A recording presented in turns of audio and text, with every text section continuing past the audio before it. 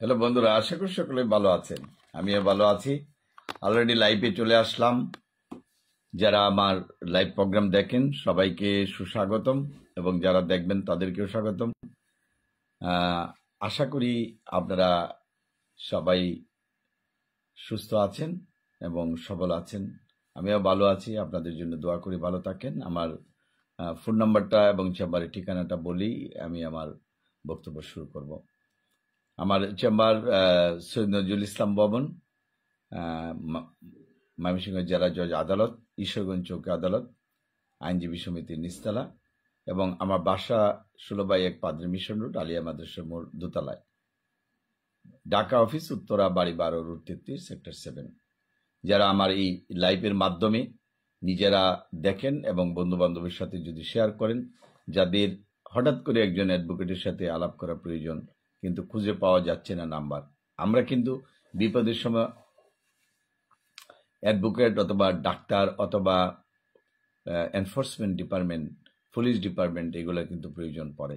আরও অন্যান্য প্রয়োজনও পড়ে, ফায়ার সার্ভিস প্রয়োজন পড়ে, জরুরিভাবে ব্যাংকে টাকা ওঠানোর প্রয়োজন পড়ে। কিন্তু একজন অ্যাডভোকেটের যদি প্রয়োজন পড়ে তাহলে আপনাকে কিন্তু এই নাম্বারটা রাখতে হবে, কারণ হাতের কাছে কিন্তু নাম্বার পাওয়া যায় না, আর বিপদের সময় পরামর্শ নেওয়ার মতো লোক পাওয়া যায় না। যদি মামলা করেন বা মোকদ্দমা করেন তাহলে আপনাকে অবশ্যই আমাদের এই নাম্বারটা রাখবেন। আমি সিভিল মামলার কথা বলি, ক্রিমিনাল মামলার কথা বলি, পারিবারিক মামলা এবং চেকের মামলার কথা বলি। যারা টাউট বাটপারদের হাতে পড়েছেন এবং ভুয়া উকিলদের হাতে পড়েছেন,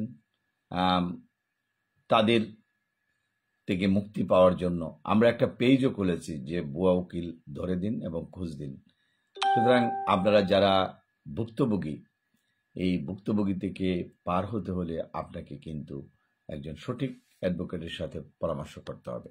আর যেখানে ভিড় থাকে অ্যাডভোকেটদের, মামলার ভিড়, আপনি কথা বলতে পারছেন না, হয়তো একজন উকিল 5টা বা 6টা মামলা ডিল করতে পারে, কিন্তু দেখা গেল যে 10টা, 20টা বা 50টা মামলা রয়েছে, তাহলে আপনার মামলার কিন্তু ডেট আগাবে না।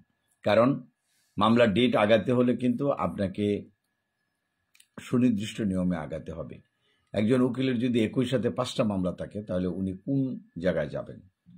তা যাওয়ার তো পথ থাকবে না। সুতরাং প্রতি ডেটে যার 20টা বা 30টা মামলা রয়েছে সেগুলো ডেট ছাড়া কিন্তু আপনি অগ্রসর হতে পারবেন না। সুতরাং আপনারা যারা আমার ভিডিও দেখেন এই জিনিসটা কমেন্ট বক্সে মন্তব্য করবেন, এবং আপনার মামলাগুলো যদি ডেট ছোট আকারে নিতে পারেন এবং আপনার কাগজপত্র ওকে থাকে, মামলা কিন্তু আপনার পক্ষে চলে আসবে। কারণ যারা আপনার কাগজপত্র সমস্যা রয়েছেন তারা কাগজপত্রগুলো দৌড়াধাপি করে ঠিক করতে হবে। আপনি ইনকাম করবেন, ইনকাম করে জমি রাখছেন, অথবা বাবার সম্পত্তি ছিল বা দাদার সম্পত্তি বা মামার বাড়ির সম্পত্তি, এগুলো কিন্তু আপনাকে রক্ষা করতে হলে কাগজপত্র ঠিক করতে হবে। যে না, আমি খালি ইনকাম করে যাব, কাগজপত্র আমি ঠিক করব না, তাহলে সেটা ভিন্ন কথা। তাহলে আপনার সাথে তো আমরা কথা বলবো না। আমরা বলবো যারা কাগজপত্র ঠিক করবে এবং ঠিক আছে বা যেখানে নাই সেগুলো ঠিক করার ব্যাপারে আমরা সহযোগিতা করব। আপনার সিভিল মামলা কিন্তু আইনি অধিকারকে প্রতিষ্ঠা করার জন্য কিন্তু সবাই করে। আপনার সিভিল মামলার কিন্তু বিভিন্ন স্টেপ রয়েছে, হয়তো অনেকেরই জানা নাই। এই স্টেপগুলো হচ্ছে যে পার হওয়ার জন্য আপনাকে কিন্তু অগ্রসর হতে হয় যে সামনের দিকে। যেমন ধরেন আপনি আর্জিটা আপনি রেজি করলেন, রেডি করার পরে আপনি দাখিল করলেন, সেগুলো আবার দেখা হলো যে ঠিক আছে কিনা, পরে আপনার একটা নোটিশ দেওয়া হলো, বা এই নোটিশ যাওয়ার পরে এটা রিটার্ন হয়ে আসলো, এরপরে তারা লিখিত জবাব দিবে যে এটা ঠিক বা বেঠিক। এরপরে এডিআর বলে একটা কথা আছে, সেটা কিন্তু করতে হবে। তারপরে ইস্যু ফার্মিং আছে, এটা ইস্যু করবে, স্টেপ আন্ডার দ্য 30।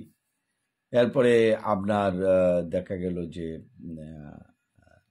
এই ইস্যু গঠনের পর সেটেলিং ডেট, যে কোন ডেটে মামলাটা শুরু হবে, 9 নম্বরে আর্গুমেন্ট, জাজমেন্ট, ডিগ্রি বা এক্সিকিউশন অফ দ্য ডিগ্রি, এগুলো বিভিন্ন স্টেপ রয়েছে। এই স্টেপগুলো কিন্তু আপনাকে অগ্রসর হতে হবে। কিন্তু আপনি বললেন যে না, আমি কালকে এটা আমি শুনানি চাই বা কোনো কিছু, তাহলে তো সম্ভব না। সুতরাং মামলাকে সামনের দিকে আগিয়ে নেওয়ার জন্য আমাদের সাথে আলাপ করতে পারেন এবং পরামর্শ নিতে পারেন। অনেকেই হয়তো পরামর্শ ছাড়াই আপনি সামনের দিকে অগ্রসর হচ্ছেন, বছরের পর বছর, মাসের পর মাস কিন্তু আপনি পড়ে রয়েছে মামলা, কিন্তু আপনি জানেন। যাই হোক, আর যারা পারিবারিক মামলার ব্যাপারে বলবো বা জমির মামলার ব্যাপারে তো বললাম যে দখল পুনরুদ্ধার অথবা জমির আপনার রেকর্ডেবল বা অন্যের নামে রেকর্ড হয়েছে, এটা থেকে কিভাবে সামনের দিকে অগ্রসর হতে পারেন। আমরা মনে করি যে যারা এইসব বিষয়ে সমস্যা রয়েছেন তারা সামনের দিকে অগ্রসর হতে হবে এবং সামনের দিকে অগ্রসর হয়ে আপনার কাজগুলো করতে হবে। আরেকটা জিনিস বলবো যে পারিবারিক মামলার ক্ষেত্রে জামাই বউকে তালাক দিতে চাচ্ছেন অথবা বউ জামাইকে তালাক দিয়েছেন, এসব বিষয়ে পরামর্শ চান, যারা মামলা করবেন আমাদের এখানে চলে যাবেন, আসবেন এবং আপনার যেসব কাগজপত্র আছে বা ডকুমেন্ট আছে যতটুকু আছে অতটুকু নিয়ে আসবেন। আপনি কি চাচ্ছেন সেটা আলাপ করে আমরা কোর্টে সেটা উপস্থাপন করব। চেকের মামলার ক্ষেত্রেও বলবো যে চেকের মামলা যারা ভুক্তভোগী তারা অনেক সময় আসেন যে নোটিশ আসছে অথবা কি করতে হবে সামনের দিকে অগ্রসর হওয়ার জন্য। আপনার যেখানেই সমস্যা থাকুক না কেন আমাদের সাথে আলাপ করলে আশা করি সমাধান পাবেন। আমি কিছুক্ষণের মধ্যে কোর্টে যাব, ভিডিওটা আর বেশিক্ষণ থাকবো না লাইনে, এখনই চলে যাব। আশা করি যারা আমার এই ভিডিওটা দেখছেন বা যারা দেখবেন সবাইকে স্বাগতম এবং শুভেচ্ছা রইল। সবার জন্য দোয়া করি ভালো থাকেন, বাংলাদেশের মানুষ তথা বিশ্বের মানুষ ভালো থাকুক। আমরাও আমাদের জন্য দোয়া করবেন যাতে ভালো থাকি। সবাইকে ধন্যবাদ, থ্যাংক ইউ।